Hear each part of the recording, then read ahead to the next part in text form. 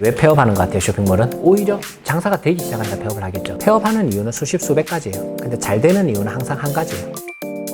처음 사업자 등록증이 2002년인가에 나왔거든요. 20년이 넘은 거 아니에요. 20년 동안 폐업을 한 번도 안 했으니까 우리가 폐업하지 말자라는 영상을 찍을 거니까 제일 잘할 수 있지 않을까? 폐업을 한 번도 안 해봐서 잘 된 거 아니냐? 한 번도 힘든 게 없었지 않냐? 라고 말할 수 있을 것 같은데 아니에요.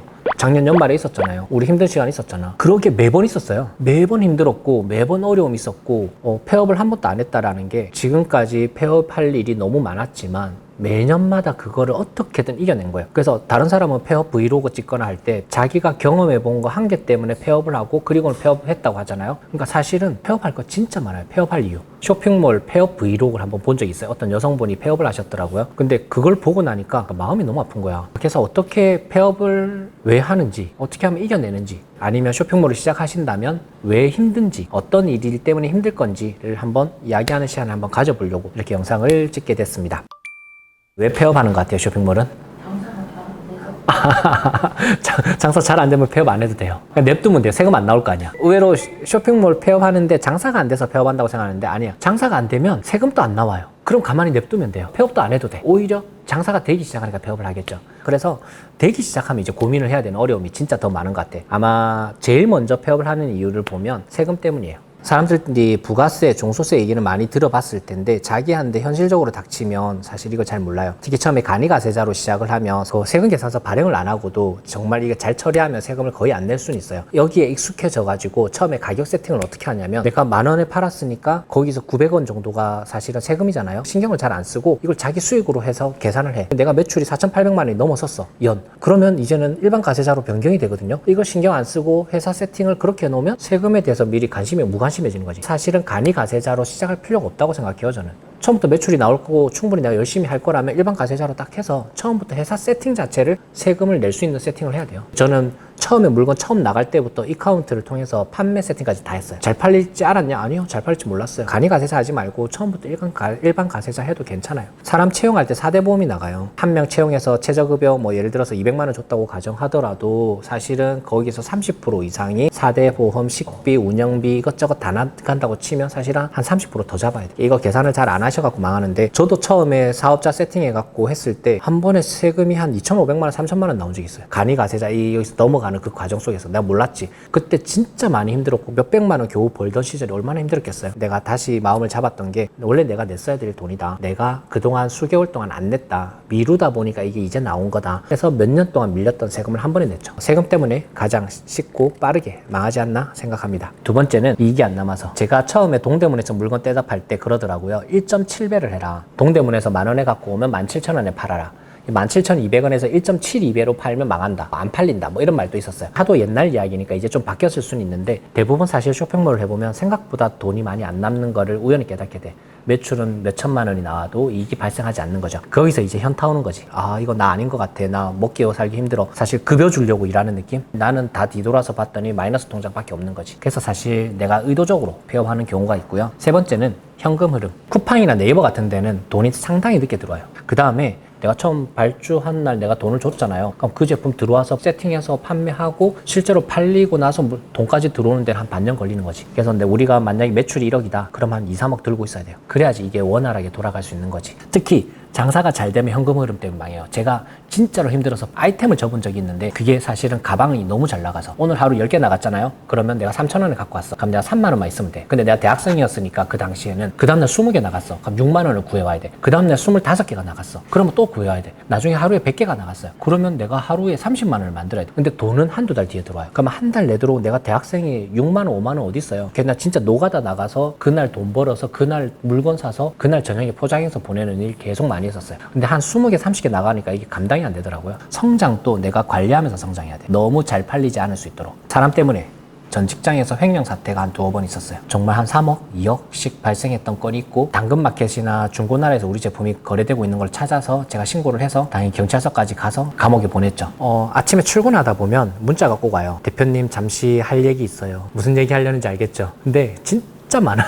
퇴사가 이루어지면 회사에서 업무 역량이 연결이 안 되는 것도 문제지만 그렇게 함께 정들었던 분들이 떠나가는 과정을 볼 때면 진짜 힘들어요. 그래서 정말 그때는 하루 종일 이제 회의실에 들어가서 안 나오지. 거기서 일하지. 대표자 관리가 잘 안 되는 경우가 있어요. 저랑 밥 먹어본 적 있어요? 그죠? 그럼 저는 점심 어디서 먹어요? 누구랑 먹어요? 내가 진짜 어쩔 수 없이 1년 동안 다이어트 한 적 있어요. 예를 들어서 이런 거야. 내가 엘리베이터 앞에서 대표님 뭐 드세요? 저 김치찌개 먹으려고요. 아, 네, 저희는 국밥 먹으러 가요. 안녕히 가세요. 그럼 너 혼자인 거야. 다이어트도 그냥 우연히 한번 되게 바빠가지고 나 좀 바빠서 이제 다이어트 해야 될 것 같아요 이랬는데 점심시간 됐는데 대표님 다이어트 한대 우리끼리 가요. 그때 진짜 그래갖고 몇 달 동안 혼자 밥 먹은 적 있어요. 그래서 이제 밥 잘 안 먹지. 이게 연봉 협상 때문에 사실 사람과의 관계도 있지만 더 힘든 게 뭐냐면 회사에서 기준을 잘 정해놓지 않으면 얼마를 어떻게 올리는 게 힘들어요. 예를 들어서 정말 좋은 성과가 나왔어요. 그럼 좋은 성과가 나와서 나는 이제 10% 올려줘야지 20% 올려줘야지 이렇게 해서 딱 갔는데 팀원은 더 이상을 요구할 때가 사실은 많잖아요. 그래서 거래처하고 이야기할 때 그렇게 가르치거든. 예를 들어서 거래처에서 물건을 거기서 만약에 10,000원에 불렀다. 그러면 이거 반 좀 낮출 수 있을 것 같아. 그러니까 한 10% 낮추는 게 아니라 원가가 10,000원이다. 그러면 한 50% 잘라서 5,000원을 불러라. 그럼 거기서 5,000원 부르면 거기서 안 된다 하고 올려주면 한 6,000원, 7,000원이 결정 나거든요. 이제 그렇게 내가 가르쳤으니까 연봉 협상할 때 되면 반대로 해. 예를 들어서 3,000이었다. 아마 한 5,000 달래. 너무 힘들잖아.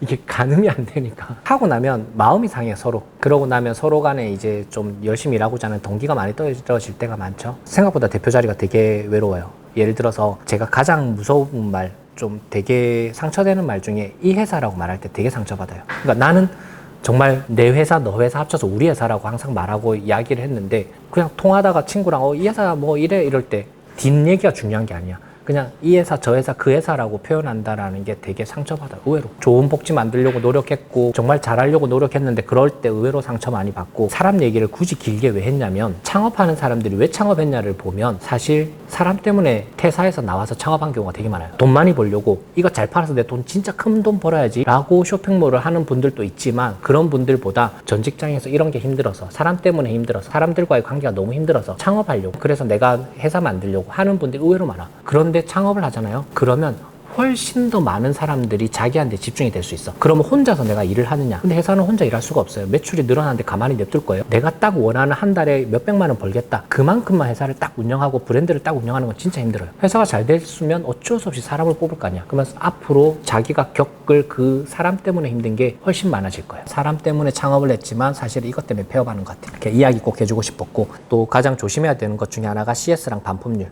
특히 중국에서 물건 가지고 오면 10% 이상, 20% 이상 되게 제품이 안 좋아서 망하는 경우가 되게 많아요. 교환환불 반품 다 포함해서 1%가 정상인데 3%가 넘어서면 위험한 거예요. 3%가 넘어서면 절대 이건 무조건 체크해야 돼요. 왜냐면 이게 10% 이상 넘어서면 팔면 팔수록 적자 나는 경우가 되게 많아요. 우리가 제품을 팔고 교환환불 반품까지 집어넣고 이 제품 폐기한다고까지 계산하면 정말 힘들어요. 그래서 아무 제품이나 갖고 와서 팔면 안 되고 퀄리티 있는 제품을 가지고 와야 되는 이유기도 하죠. 공부 안 해서 망해요. 지금 또 하루에 2-3시간 이상 공부하는 거 알아요? 주말에는 4시간씩 몰아서 공부해요. 어떤 땐 강의 2개 열어놓고 2개 보면서 같이 비교하면서 봐요. 그러니까 이게 트렌드가 너무 빨리 변해요. 계속 광고 시스템이랑 알고리즘이랑 이런 게 바뀌니까 계속 공부하는 거에 어려움을 겪는 분들은 공부를 하기 싫잖아. 그래서 많이 힘든 거죠. 그리고 이 공부가 어떻게 생각을 해야 되냐면 우리가 하는 모든 액션을 다 데이터라고 생각하고 그걸 다 분석해야 돼요. 오늘 갑자기 2개, 3개 나갔으면 왜 나갔지? 안 나가서 왜 안 나갔지? 그렇게 업무 자체를 다 공부라고 생각하고 해야 돼요. 그래서 사실 공부 꼭 해야 돼요. 안정화되지 못하면 망할 수 있어요. 갑작스럽게 성장할 때 의외로 가장 큰 위험이 오는 것 같아요. 앞에서 자본적인 문제도 있지만 업무 시스템의 문제도 있고요. 사람을 채용하기도 시작하고요. 진짜 갑작스럽게 성장을 하거나 갑작스럽게 하락이 오면 앞에서 이미 투자해 놓은 걸 회수하지 못하기 때문에 폐업을 하게 되죠. 다음은 경쟁사랑 외부 요인. 지금 셀러분들이 새로 시작한다는 뜻은 계속 경쟁사가 생기고 있다는 뜻이에요. 그래서 경쟁사 때문에 외부 요인들 때문에 아무래도 폐업을 많이 하게 되고요. 법적 문제 때문에 아무래도 폐업을 많이 해요. 처음에는 내가 물건이 몇 개 안 나가니까 안전인증이나 이런 것들이 좀 미흡하게 받고 그냥 남의 안전인증 사용해서 대충 파는 분들이 의외로 많거든요. 그런데 판매량이 나오면 까먹어. 내가 이걸 안전인증을 받았는지 안 받았는지 체크도 잘 안 하고 그냥 진행하는 경우가 많아요.